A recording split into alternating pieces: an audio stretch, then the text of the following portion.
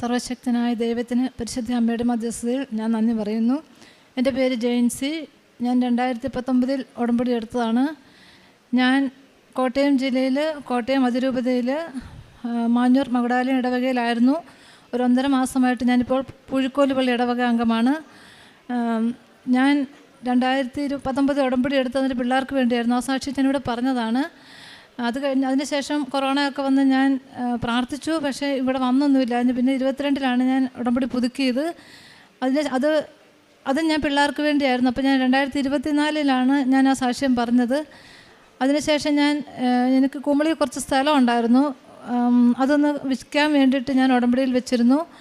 അപ്പോൾ അത് ഞാൻ പ്രാർത്ഥിച്ചു, മാതാവിനോട് പ്രാർത്ഥിച്ചു, അതൊന്ന് വിറ്റ് കിട്ടിയാലേ ഉള്ളൂ. എന്നുവെച്ചാൽ ഞങ്ങൾ 2008 മുതൽ ഞാനും പിള്ളേരും ഹസ്ബൻഡും കോട്ടയത്താണ് താമസിച്ചത്. അപ്പം അങ്ങോട്ട് കുമളിക്ക് പോകാൻ ഞങ്ങൾക്ക് ബുദ്ധിമുട്ടായിരുന്നു. അപ്പോൾ അത് അങ്ങനെ പ്രാർത്ഥിച്ചു. പരിശുദ്ധ അമ്മയുടെ മധ്യസ്ഥതയിൽ ഉപ്പ് അവിടെ കൊണ്ടുപോയിട്ട് പ്രാർത്ഥിച്ച് അത് കച്ചവടം കഴിഞ്ഞ 2025 ഡിസംബറിൽ എൻ്റെ കച്ചവടം നടന്നു. അതിനുശേഷം ഒരു ഭവനം എനിക്ക് വേണമായിരുന്നു വേറെ വാങ്ങിക്കുക. അപ്പം ഞങ്ങൾ 2012 മുതൽ ഞങ്ങൾ വാടകയ്ക്ക് താമസിക്കുമായിരുന്നു മാഞ്ഞൂർ. അങ്ങനെ പ്രാർത്ഥിച്ച് ഞങ്ങൾ ഈ സ്ഥലം വിറ്റ് കഴിഞ്ഞപ്പോൾ ഞങ്ങൾ കുറേ വീട് പോയി കണ്ടു. 2-3 സ്ഥലത്ത് അഡ്വാൻസ് ഒക്കെ കൊടുത്തു. പക്ഷേ അന്നേരം ഞാൻ പ്രാർത്ഥിച്ചു, വീട് പോയി കാണുമ്പോൾ എല്ലാം പ്രാർത്ഥിക്കും, പരിശുദ്ധ അമ്മേ നിനക്ക് ഇഷ്ടമുണ്ടെങ്കിൽ മാത്രമേ എനിക്ക് ആ വീട് തരാവുള്ളൂ, അല്ലെങ്കിൽ എനിക്ക് വേണ്ട. അമ്മ ഇഷ്ടപ്പെടുന്നൊരു വീട് എനിക്ക് തന്നാൽ മതി, അല്ലെങ്കിൽ എനിക്ക് പാടാം, എനിക്ക് അവിടെ പോയി താമസിക്കാൻ പറ്റത്തില്ലെന്ന്. അപ്പോൾ പക്ഷേ അഡ്വാൻസ് കൊടുത്തെങ്കിലും എനിക്ക് എന്താണോ ആ വീട് മാറിപ്പോയി, വാങ്ങിക്കാൻ പറ്റിയില്ല. അതിനുശേഷം ഞാൻ ആപ്പാഞ്ചിറയിൽ ഒരു വീട് വന്ന് കണ്ടു. വീട് കുഴപ്പമില്ല, 14 സെൻറ്റ് സ്ഥലം ഒരു വീട് വന്ന് കണ്ടു. അപ്പോൾ അവർ 30 ലക്ഷം രൂപ പറഞ്ഞു. ഞങ്ങളത് 25 പറഞ്ഞു. അവർ തരത്തില്ല എന്ന് പറഞ്ഞു. എന്നാൽ ഓക്കെ വേണ്ടാന്ന് പറഞ്ഞു. അതെല്ലാം കഴിഞ്ഞ് ഞങ്ങൾ കുറേ വീടൊക്കെ പിന്നെയും പോയി കണ്ടു. പക്ഷേ അതൊന്നും പറ്റിയില്ല. അത് കഴിഞ്ഞ് ഞങ്ങൾ കഴിഞ്ഞ ഫെബ്രുവരിയിൽ ഞങ്ങൾ പൈസമൗണ്ട് ഒരു വീട് പോയി കണ്ടു. അവിടെ കുറച്ച് പൈസ അഡ്വാൻസ് കൊടുത്തു. അന്നേരം അത് വീടൊന്നിനും കൊള്ളത്തില്ലാഞ്ഞു. പക്ഷേ എങ്കിലും അവിടെ സ്ഥലം കൂടുതലുണ്ടെന്ന് പറഞ്ഞാൽ എൻ്റെ ഹസ്ബൻഡ് അവിടെ 10,000 രൂപ അഡ്വാൻസ് കൊടുത്തു. അന്നേരം എനിക്ക് ഭയങ്കര ബുദ്ധിമുട്ടായിരുന്നു. ദൈവമേ ആ വീട്ടിൽ എങ്ങനെയാണ് ഞാൻ പോയി താമസിക്കുന്നത്, ഒന്നിനും കൊള്ളത്തില്ലല്ലോ. എന്നാലും കുഴപ്പമില്ല, പരിശുദ്ധ അമ്മയുടെ ആഗ്രഹം അതാണെങ്കിൽ അത് നടക്കട്ടെ എന്നോർത്ത് തിരിച്ച് 22-ാം തീയതി ഞാൻ ഇവിടെ വന്ന് അച്ഛൻ്റെ ടോക്ക് കേട്ട് പ്രാർത്ഥിച്ച്, ഞായറാഴ്ചയായിരുന്നു. അച്ഛൻ്റെ ടോക്ക് കേട്ടുകൊണ്ടിരുന്ന് പ്രാർത്ഥിച്ച് കഴിഞ്ഞ് അത് വിശുദ്ധ കുർബാനയുടെ സമയത്ത് അപ്പം എൻ്റെ ചേട്ടൻ്റെ ഭാര്യ എൻ്റെ കൂടെ ഉണ്ടായിരുന്നു. അപ്പോൾ ചേച്ചി എന്നോട് പറഞ്ഞിട്ട് വീടൊന്നിനും കൊള്ളത്തില്ലല്ലോ, അതെന്നാ ചെയ്യുന്നു, അവൻ എന്നാ പിന്നെ അത് വാങ്ങിച്ചതെന്ന് ചോദിച്ചു. ഞാൻ പറഞ്ഞു എനിക്കറിയത്തില്ല ചേച്ചി, എനിക്കറിയത്തില്ല. പക്ഷെ ഞാനും പോയായിരുന്നു, എനിക്കൊന്നും പറയാൻ ബുദ്ധിമുട്ടായിരുന്നു, അതുകൊണ്ട് ഞാനൊന്നും മിണ്ടിയില്ല. അവർ അഡ്വാൻസ് കൊടുത്തെന്ന് പറഞ്ഞു. ആ കുർബാനയുടെ സമയത്ത് അപ്പോൾ ചേച്ചി എന്നോട് ചോദിച്ചു എങ്ങനെയാണ് അത് മാറിപ്പോകുന്നത്, അത് മേടിക്കണ്ടായിരുന്നല്ലോ എന്ന് പറഞ്ഞു. അപ്പം ഞാൻ പറഞ്ഞു ചേച്ചി വിശുദ്ധ കുർബാനേനേക്കാളും ശക്തി വേറെ ഒന്നിനുമില്ല, എനിക്കറിയാം കുർബാനയോടും വേറെ ഒന്നുമില്ലെന്ന് പറഞ്ഞു. അപ്പോൾ ചേച്ചി പറഞ്ഞു നീ മാതാവിനോട് പ്രാർത്ഥിക്കാൻ പറഞ്ഞു. ഞാനിവിടെ കുർബാന കൂടിക്കൊണ്ടിരുന്ന സമയത്ത് ഒരു ഫോൺ കോൾ എനിക്ക് വന്നു. ഞാൻ എടുത്തില്ല, കുർബാനയുടെ സമയത്ത് ഞാനൊന്നും ശ്രദ്ധിക്കാറില്ല. അപ്പോൾ തിരിച്ച് എൻ്റെ ഹസ്ബൻഡ് ചേച്ചിയുടെ ഫോണെ വിളിച്ചു. ചേച്ചിയെ ഫോൺ എടുത്തു. അപ്പോൾ ചേച്ചിയോട് പറഞ്ഞു എൻ്റെ ഫോൺ തരാൻ പറഞ്ഞു. ഞാൻ ഫോൺ മേടിച്ചു. ഫോൺ മേടിച്ചപ്പോൾ എന്നോട് പറഞ്ഞു എടി ആപ്പാഞ്ചിറയിൽ ആ വീട് നമുക്ക് 27 ലക്ഷം രൂപയ്ക്ക് തരാമെന്ന് പറഞ്ഞു പരിശുദ്ധ അമ്മ. ഞാൻ പറഞ്ഞു അങ്ങനെ പറഞ്ഞെങ്കിൽ പരിശുദ്ധ അമ്മയുടെ കൃപ കൊണ്ട് അതും വാങ്ങിക്കാൻ പറഞ്ഞു. അങ്ങനെ പിറ്റേ ദിവസം തന്നെ അതിനും അത് അഡ്വാൻസ് കൊടുത്ത് വാങ്ങിച്ചു. അത് കഴിഞ്ഞ ശേഷം ഞാൻ വെളിയിൽ പോകാനായിട്ടൊരു ഇതിന് ഏജൻസി കൊടുത്തിട്ടുണ്ടായിരുന്നു. അത് കഴിഞ്ഞ 1 വർഷത്തിന് മുമ്പ് കൊടുത്തതാണ്. പക്ഷേ പിന്നെ അതിനെക്കുറിച്ചൊരു അറിവൊന്നും ഇല്ലാഞ്ഞ് ഞാൻ പിന്നെ ചോദിക്കാനും പോയില്ല. ഞാനത് എന്നാൽ വേണ്ടല്ലോ എന്ന് ഓർത്തിട്ട് വെച്ചു. അങ്ങനെ ഇരിക്കുക കഴിഞ്ഞ ഡിസംബറിൽ എന്നെ ഏജൻറ്റ് വിളിച്ചു, ഞാൻ ഈ പേപ്പർ വെക്കുവാന്നും പറഞ്ഞു. അപ്പം ഞാൻ പറഞ്ഞു കുഴപ്പമൊന്നും ഇല്ലല്ലോ, എന്നാൽ വെച്ചോളാൻ പറഞ്ഞ്. അതിനുശേഷം ഏജൻറ്റ് പേപ്പർ വെച്ച് മാർച്ച് ആദ്യം എനിക്ക് അപ്പോൾ എന്നെ ഫെബ്രുവരി ഒക്കെ ആയപ്പോഴത്തേനും എന്നെ ഏജൻസിയിൽ നിന്ന് വിളിച്ച് നിങ്ങൾക്ക് ഇൻ്റർവ്യൂ ഉണ്ട് കേട്ടോ എന്നും പറഞ്ഞിട്ട് ഓക്കെ ആയിക്കോട്ടെ കുഴപ്പമില്ലെന്ന് പറഞ്ഞു.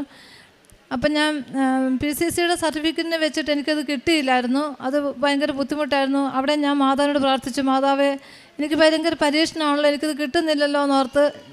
എനിക്ക് മാർച്ച് 6-ാം തീയതി ആയിരുന്നു ബോംബെയിൽ ഇൻ്റർവ്യൂ. മാർച്ച് 5-ാം തീയതിയാണ് എനിക്കിത് കിട്ടുന്നത്. മാർച്ച് 4-ാം തീയതി ഞാൻ ഇവിടുന്ന് പോയി.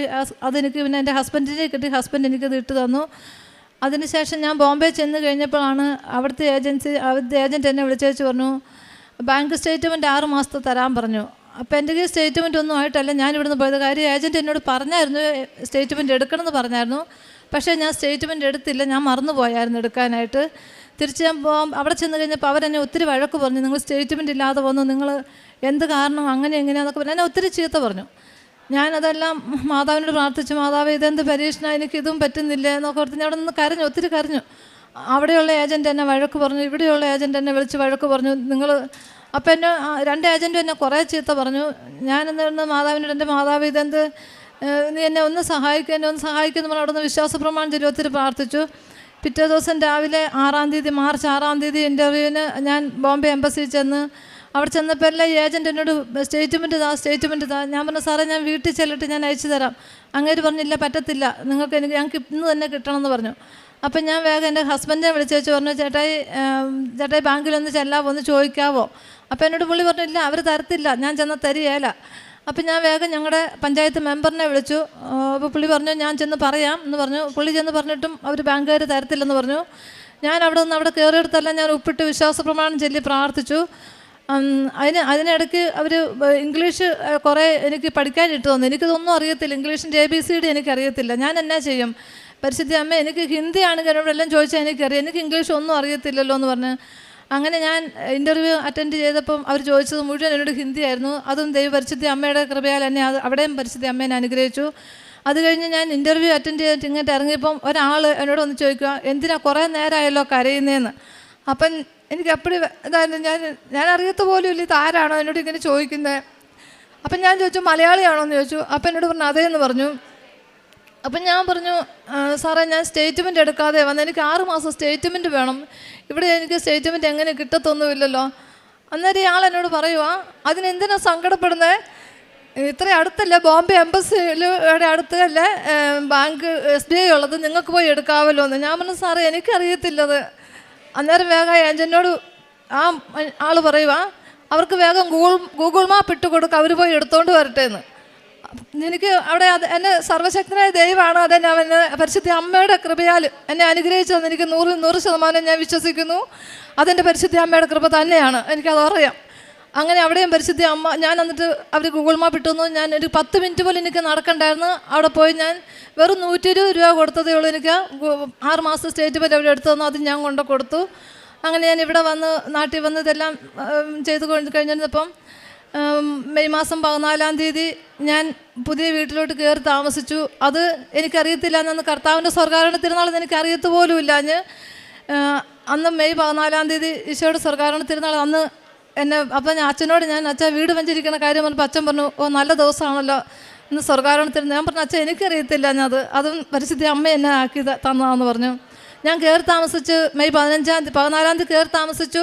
മെയ് 15-ാം തീയതി എനിക്ക് വിസ അടിച്ചു, എനിക്ക് പോകാൻ തന്നു, ഇത് എല്ലാം ഓക്കെ ആക്കി തന്നു. ഇന്ന് എനിക്ക് ടിക്കറ്റും കിട്ടി. ഞാൻ 24-ാം തീയതി ഞാൻ ഇറ്റലിക്ക് പോവുകയാണ്. പരിശുദ്ധ അമ്മ എന്നെ ഒത്തിരി അനുഗ്രഹിച്ചു. പിന്നെ എനിക്ക് വിശുദ്ധ കുർബാനയോട് എനിക്ക് ഭയങ്കര, എൻ്റെ ജീവൻ എനിക്ക് വിശുദ്ധ കുർബാനയെന്ന് പറഞ്ഞാൽ എനിക്ക് അറിയത്തില്ല. അതെന്നാന്ന് ചോദിച്ചാൽ, ഞാൻ ഈ ഉടമ്പടി എടുത്താൽ പിന്നെ എനിക്ക് വിശുദ്ധ കുർബാനയുടെ അതുപോലെ എനിക്ക് ദാഹമാണ് എനിക്ക്. പിന്നെ ഞാൻ കാരുണ്യപ്രവർത്തിയായിട്ട് ചെയ്യുന്നത്, ഞാൻ പൈസയൊക്കെ കൊടുത്ത് ഇങ്ങനെ കൂടുതലും ക്യാൻസർ രോഗികളൊക്കെയാണെന്ന് പറയുമ്പോൾ എനിക്ക് വിഷമം. ഞാൻ അവരെയാണ് കൂടുതലും ക്യാൻസർ രോഗികൾക്ക് കൊടുക്കും ഞാൻ, എന്താണെന്ന് പറഞ്ഞാലും. പിന്നെ നേർച്ച വസ്തുക്കളൊക്കെ ആരെങ്കിലുമൊക്കെ പറഞ്ഞാൽ ഞാൻ വാങ്ങിച്ചു കൊണ്ട് കൊടുക്കും. പിന്നെ വഴി അറിയാമെന്ന് പറഞ്ഞാൽ ഞാൻ ഇവിടെ ആൾക്കാരെ കൂട്ടിക്കൊണ്ട് വരും. അറിയാമല്ലാത്ത ആരെങ്കിലാന്ന് പറഞ്ഞാൽ ഞാൻ പറയും, 2 കൂട്ടത്തിൽ പോലും ഞാൻ കൊണ്ടുപോക്കോളാം എന്ന് പറഞ്ഞാൽ അവരെ കൂട്ടിക്കൊണ്ട് വരും. പിന്നെ ഞാൻ പത്രം വാങ്ങിച്ച് ഇവിടുന്ന് എല്ലാ മാസവും ഇവിടെ വന്ന് പത്രം വാങ്ങിച്ച് ഞാൻ കൊണ്ട് കൊടുക്കാറുണ്ട്. പിന്നെ എൻ്റെ ആത്മീയതയിൽ ഞാൻ ഒത്തിരി എനിക്ക് വിശുദ്ധ കുർബാനയിലോട്ട് എനിക്ക് ഒത്തിരി ഈശോ എന്നെ അടുപ്പിച്ചു. അതുപോലെ കിട്ടുന്ന സമയമൊക്കെ ഞാൻ ചിലപ്പോൾ കൊന്ത ഞാൻ ചെല്ലി ചിലപ്പോൾ ഞാൻ മറന്നു പോകും, എത്ര എണ്ണം ചെല്ലിയെന്ന് പോലും എനിക്കറിയാൻ മേല. അങ്ങനെയാണ് കാരുണ്യപ്രവർത്തിയായിട്ട് ചെന്ന് വല്ല ഡ്രസ്സൊക്കെ എൻ്റെ തന്നെ ആയിരിക്കും ഡ്രസ്സൊക്കെ ഞാൻ ചിലപ്പം നല്ലത് തേച്ച് അലക്കിയൊക്കെ ഞാൻ മറ്റുള്ളവർക്കൊക്കെ കൊടുക്കും കേട്ടോ. അത് ഞാനൊരു പരിധിക്കുള്ളിൽ എൻ്റെ കൈ വെക്കുകയല്ല, എനിക്കിഷ്ടമില്ല. അത് ഞാൻ അങ്ങനെ ആർക്കെങ്കിലും ഇല്ലെന്ന് കേട്ട് കഴിഞ്ഞാൽ ഞാൻ എടുത്ത് അവർക്ക് ഞാൻ കൊണ്ട് കൊടുക്കാറുണ്ട്. അങ്ങനെയൊക്കെയാണ് ഞാൻ കാരുണ്യപ്രവർത്തിയായിട്ടൊക്കെ ചെയ്യുന്നത്. ഇത്ര എന്നെ സഹായിച്ച എൻ്റെ സർവശക്തനായ ദൈവത്തിന് പരിശുദ്ധ അമ്മയുടെ മധ്യസ്ഥതയിൽ ഞാൻ നന്ദി പറഞ്ഞു. സങ്കീർത്തനങ്ങൾ 94:18 മുതലുള്ള വാക്യങ്ങൾ. എൻ്റെ കാൽ വഴുതുന്നുവെന്ന് ഞാൻ വിചാരിച്ചപ്പോഴേക്കും കർത്താവേ, അങ്ങയുടെ കാരുണ്യം എന്നെ താങ്ങി നിർത്തി. എൻ്റെ ഹൃദയത്തിൻ്റെ ആകുലതകൾ വർദ്ധിക്കുമ്പോൾ അങ്ങ് നൽകുന്ന ആശ്വാസം എന്നെ ഉന്മേഷവാനാക്കുന്നു. പരിശുദ്ധ അമ്മയുടെ പ്രത്യക്ഷീകരണ സാക്ഷിയായിട്ട് ജെൻ CPT മാഞ്ഞൂർ തൻ്റെ അനുഭവ സാക്ഷ്യം നമുക്ക് മുമ്പിൽ പങ്കുവെക്കുകയായിരുന്നു. ഈ അമ്മയുടെ ജീവിതത്തിലൂടെ കടന്നു പോകുമ്പോൾ പരിശുദ്ധ അമ്മയുടെ സംരക്ഷണം എപ്രകാരം ഈ അമ്മയോട് കൂടെ ഉണ്ടായിരുന്നുവെന്ന് വളരെയേറെ വാക്കുകളിൽ വ്യക്തമായിരുന്നു. 2012 മുതൽ വാടകയ്ക്ക് താമസിക്കുമ്പോൾ സ്വന്തമായിട്ടൊരു ഭവനം വേണമെന്നുള്ള തീരുമാനവും അത് പരിശുദ്ധ അമ്മ വഴി സ്വന്തമായിട്ട് ഒരു വീട് വാങ്ങിക്കുവാനും അതിൽ താമസിക്കുവാനും സാധിക്കുകയുണ്ടായി. അത് ഉടമ്പടി നിറച്ച വസ്തുക്കളോട് ചേർന്ന് കൊണ്ടുള്ള വിശ്വാസ പ്രമാണം ചൊല്ലിയുള്ള പ്രാർത്ഥന തന്നെയാണ് ഈ അമ്മയ്ക്കത് സ്വന്തമാക്കുവാനായിട്ട് സാധിക്കുകയും ചെയ്തുകൊണ്ട് തന്നെ പുറത്തേക്ക് പോകുവാനുള്ള ഈ അമ്മയുടെ ആഗ്രഹത്തിൽ പല വിധത്തിലുള്ള തടസ്സങ്ങളുണ്ടായെങ്കിലും അത് പരിശുദ്ധ അമ്മ തൻ്റെ ഇടപെടലിലൂടെ അത് നേരെയാക്കുകയും ചെയ്തു. കാരണം ബോംബെയിൽ ഇൻ്റർവ്യൂവിന് പോയ സമയത്ത് ബാങ്ക് സ്റ്റേറ്റ്മെൻറ്റ് മറന്നുപോയത്, എന്നാൽ പരിശുദ്ധ അമ്മയുടെ സംരക്ഷണത്തിലൂടെ ചില വ്യക്തികളിലൂടെ പരിശുദ്ധ അമ്മ ഇടപെടലുണ്ടായി. തൊട്ടടുത്ത് തന്നെ SBIയിൽ പോകുവാനും ബാങ്ക് സ്റ്റേറ്റ്മെൻറ്റ് എടുക്കുവാനും അത് സമയത്തിൻ്റെ ചുരുക്കത്തിൽ തന്നെ അത് പെട്ടെന്ന് ചെയ്യുവാനൊക്കെ ആയിട്ട് സാധിക്കുകയും ചെയ്തത് പരിശുദ്ധ അമ്മയുടെ ഇടപെടൽ തന്നെയാണ് ഈ അമ്മയുടെ ജീവിതത്തിലൂടെ ഉണ്ടായത്. നമുക്ക് പ്രാർത്ഥിക്കേണ്ട സാധിക്കണം. ഈ അമ്മയുടെ വാക്കുകളിൽ പ്രകടമായിരുന്നത് പരിശുദ്ധ കുർബാന എപ്പോഴും മുടങ്ങാതെ കണ്ട് സ്വീകരിക്കുകയും കുർബാനയിൽ പങ്കെടുക്കുന്നത് തന്നെയായിരുന്നു. ഉടമ്പടിയിലൂടെ ദൈവത്തെ സ്വന്തമാക്കുമ്പോൾ അത് പരിശുദ്ധ അമ്മയിലൂടെ നമുക്കത് കാട്ടിത്തരിക, അത് നമ്മുടെയൊക്കെ എല്ലാവിധമായ പ്രയാസങ്ങളിലും ആശ്വാസമായിട്ട് മാറുന്നു എന്നുള്ളതാണ്. ഈ അമ്മയുടെ പരിശുദ്ധ അമ്മയുടെ പ്രത്യക്ഷീകരണ സാക്ഷിയായിട്ട് ജൻസിപിറ്റിയെ മാറ്റുമ്പോൾ ഇനി മുമ്പോട്ടുള്ള ജീവിതത്തിലും പ്രത്യക്ഷീകരണ സാക്ഷിയായിട്ട് മാറ്റാൻ ഈ അമ്മയെ ഇനി അനുഗ്രഹിക്കട്ടെ എന്ന് നമുക്ക് പ്രാർത്ഥിക്കാം. ഒപ്പം ഇത് കേൾക്കുന്ന നമ്മൾ ഓരോരുത്തരുടെയൊക്കെ ജീവിതത്തിൽ നമ്മുടെയൊക്കെ നിയോഗങ്ങളിലും ആവശ്യങ്ങളിലും പരിശുദ്ധ അമ്മ അവിടുത്തെ പ്രത്യക്ഷീകരണ സാക്ഷിയായിട്ട് നമ്മൾ ഓരോരുത്തരെയൊക്കെ മാറ്റട്ടെ എന്ന് നമുക്ക് പ്രാർത്ഥിക്കാം.